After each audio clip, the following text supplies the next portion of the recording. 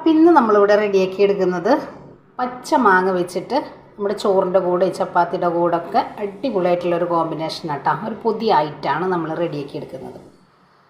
അപ്പോൾ നമുക്ക് സുലഭമായിട്ട് കിട്ടുന്ന ഒരു സമയമല്ലേ മാങ്ങ എന്ന് പറയുന്നത്. ചെറിയൊരു കാറ്റ് വീശിയാലടക്കം നമുക്ക് നമ്മുടെ മാവിൻ്റെ ചോട്ടിൽ അത്യാവശ്യം മാങ്ങ കിട്ടും. അപ്പോൾ ഞാനിപ്പോൾ ഇവിടെ ഒരു 4 മാങ്ങ എടുത്തിട്ടുണ്ട് കേട്ടോ. ഇത് വെച്ചിട്ടാണ് നമ്മളിന്നിവിടെ ആയിട്ട് റെഡിയാക്കി എടുക്കുന്നത്. അപ്പോൾ ഞാനിത് നമ്മൾ ചെറുതായിട്ടൊന്ന് കട്ട് ചെയ്ത് എടുക്കണം.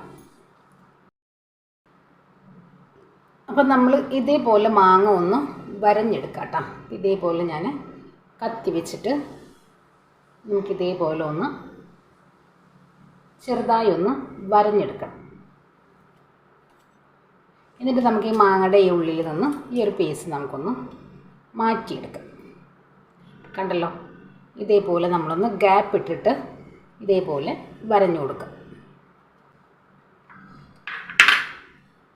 കണ്ടില്ലേ, ഇതേപോലെയാണ് നമ്മൾ മാങ്ങ ചെയ്തെടുക്കുന്നത്. അപ്പോൾ നമുക്കിതിങ്ങനെ ചെയ്തെടുക്കുമ്പോഴാണ് നമുക്ക് തംബ്ലൈന് കൊടുക്കാനായിട്ട് പറ്റുള്ളൂ കേട്ടോ. അപ്പോൾ ഇത് ഇങ്ങനെ ചെയ്യണമെന്ന് നിർബന്ധമൊന്നുമില്ല. നമുക്കിത് ഡയറക്റ്റ് ഇതേപോലെ ചെയ്യാണ്ട് തന്നെ കുക്കറിലേക്ക് ഇട്ടിട്ട് ഒരു 2 വിസിൽ നമുക്ക് റെഡിയാക്കി എടുക്കാം. അപ്പോൾ ഞാൻ എല്ലാ മാങ്ങയും ഇതേപോലെ ഒന്ന് ആക്കിയെടുക്കട്ടെ.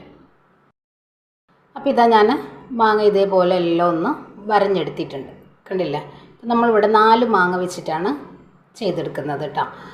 അപ്പോൾ ഇനി നമുക്കിത് കുക്കറിലേക്ക് ഇട്ടിട്ട് ഒരു 2 വിസിൽ വരെ നമുക്കൊന്ന് റെഡിയാക്കി എടുക്കാം. അപ്പോൾ നമ്മളിതാ കുക്കറിലേക്ക് ഇട്ട് കൊടുത്തിട്ടുണ്ട്. ഇനി ഇതിലേക്ക് ഞാൻ ഒരു ഗ്ലാസ് വെള്ളവും കൂടെ ഒഴിച്ചിട്ട് കുക്കറൊന്ന് അടച്ച് വെച്ച് അപ്പോൾ നമ്മളിതിലേക്ക് വെള്ളം ഒഴിച്ച് കൊടുത്തിട്ടുണ്ട്. ഇനി നമുക്കിത് 2 വിസിൽ വരെ ഒന്ന് അടിച്ചെടുക്കാം.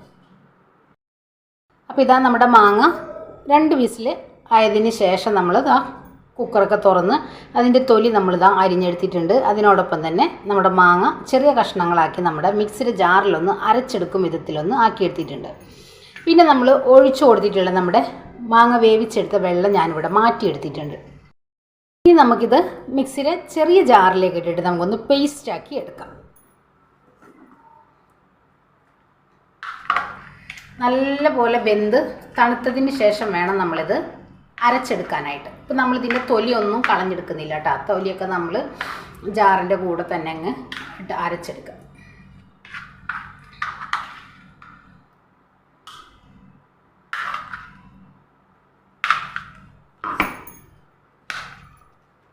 ഞാനിപ്പോൾ ഇവിടെ ചെറിയ ജാറിലാണ് അരച്ചെടുക്കുന്നത്. നല്ല പേസ്റ്റാക്കി തന്നെ അരച്ചെടുക്കുക.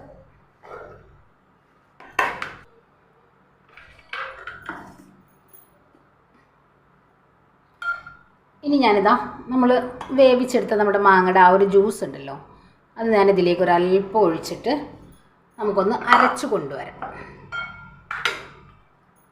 നല്ല ഫൈനായിട്ട് തന്നെ അരച്ചെടുക്കാം. ഇതാ ഞാനിവിടെ അരച്ച് കൊണ്ടുവന്നിട്ടുണ്ട്. ഇനി നമുക്കിത് നമ്മൾ മാങ്ങ വേവിച്ചെടുത്ത ആ ഒരു വെള്ളത്തിലേക്ക് തന്നെ ഒന്ന് മിക്സ് ചെയ്തെടുക്കാം.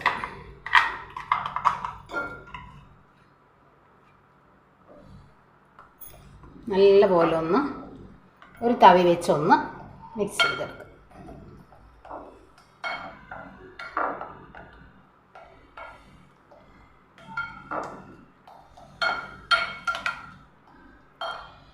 ഇനി നമുക്ക് നമ്മുടെ ഈ ഒരു ജാറിലേക്ക് ഒരല്പം വെള്ളം ഒഴിച്ചിട്ട് ജസ്റ്റ് ഒന്ന് കലക്കി ഒഴിക്കാം. ഇനി ഇതിലേക്ക് നമ്മൾ വേവിച്ചെടുത്ത മാങ്ങയുടെ ആ ഒരു അതിൽ നല്ല കാരമ്പുണ്ട് കേട്ടോ. നമ്മുടെ മാങ്ങയുടെ അണ്ടിയിൽ നല്ല കാരമ്പുണ്ട്. അതും കൂടെ ഇതിലേക്ക് അങ്ങ് ഇട്ട് മിക്സാക്കി വെക്കാം. അപ്പോൾ നല്ല പോലെ നമ്മൾ അരച്ചതൊക്കെ മിക്സ് ചെയ്ത് എടുത്തിട്ടുണ്ട്. ഇനി നമുക്ക് ഗ്യാസ് സ്റ്റോപ്പിലേക്ക് ഒരു നോൺ സ്റ്റിക്കിൻ്റെ ഒരു പാൻ വെച്ച് കൊടുക്കാം. അപ്പോൾ ഇനി ഞാനിതാ നോൺ സ്റ്റിക്കിൻ്റെ ഒരു പാനിലേക്ക് നമ്മൾ എണ്ണ ഒഴിച്ച് കൊടുത്തിട്ടുണ്ട്. എണ്ണ നല്ല പോലെ ചൂടായി. ഇനി ഞാനിതിലേക്ക് ഒരു പിടിയോളം ഉഴുന്ന്, വളരെ കുറച്ച് ഉലുവ, കടുക്, ചില്ലി ഫ്ലേക്സ് ഇത്രയും ചേർത്ത് നമ്മളിതിലേക്കൊന്ന് ഇട്ട് കൊടുക്കാം. ഇതിലേക്ക് 2 തണ്ട് കറിവേപ്പില,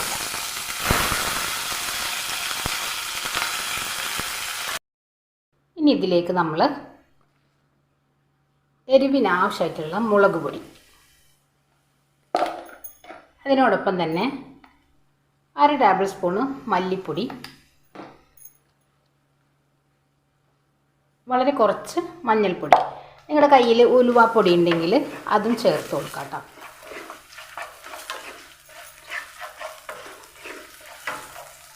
ഇനി നമുക്ക് നമ്മളിവിടെ റെഡിയാക്കി എടുത്ത നമ്മുടെ മാങ്ങ ഇതിലേക്ക് വെക്കാം.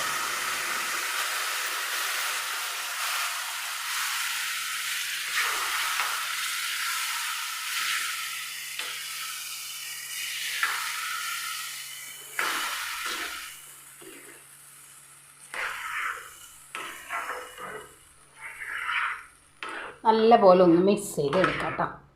ഇനി നമ്മുടെ ഈ ഒരു ബൗളിലേക്ക് നമുക്ക് ഒരല്പം വെള്ളം ഒഴിച്ച് നമുക്കൊന്ന് ഒഴിച്ചു കൊടുക്കാം.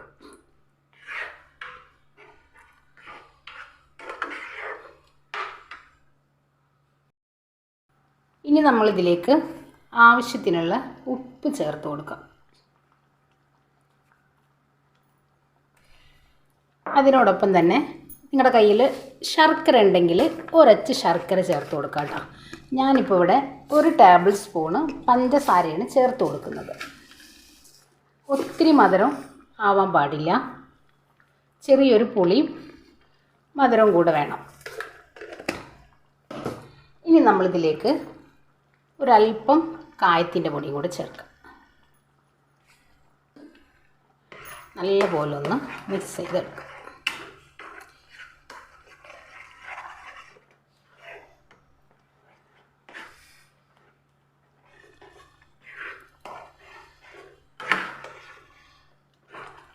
ഇനി നമുക്കിത് അധികം അങ്ങോട്ട് വറ്റിച്ച് എടുക്കേണ്ട ആവശ്യമില്ല കേട്ടോ. ഇപ്പം തന്നെ അത്യാവശ്യം നല്ല പോലെ അങ്ങ് ടൈറ്റായിട്ട് വന്നിട്ടുണ്ട്, കണ്ടില്ലേ? ഇത്രയും മതി. നമുക്ക് ഒരു ഒഴിച്ച് കറിയായിട്ടോ അല്ലെങ്കിൽ ഒരു സൈഡ് ഡിഷായിട്ടൊക്കെ എടുക്കാൻ പറ്റിയിട്ടുള്ള നല്ലൊരു അടിപൊളി മാങ്ങ കറിയാണ് നമ്മൾ റെഡിയാക്കി എടുത്തിട്ടുള്ളത്.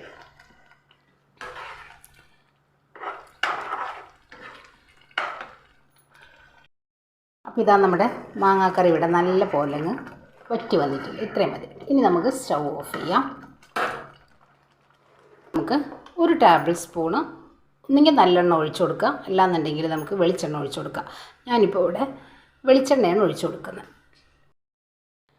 1 ടേബിൾ സ്പൂൺ തന്നെ ഒഴിച്ചു കൊടുക്കാം കേട്ടോ.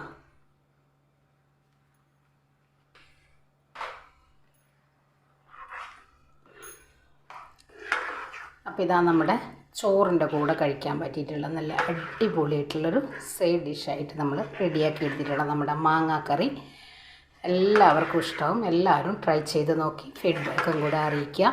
അതേപോലെ തന്നെ നമ്മുടെ വീഡിയോ ഇഷ്ടമായി കഴിഞ്ഞാൽ ഒന്ന് ലൈക്ക് ചെയ്യുക. ആദ്യമായി കാണുന്നവരാണെങ്കിൽ സബ്സ്ക്രൈബും കൂടെ ചെയ്യുക കേട്ടോ. ഇൻഷാ അല്ലാഹ് നാളെ മറ്റൊരു വീഡിയോ കാണുന്നവരെ അസ്സലാമു അലൈക്കും.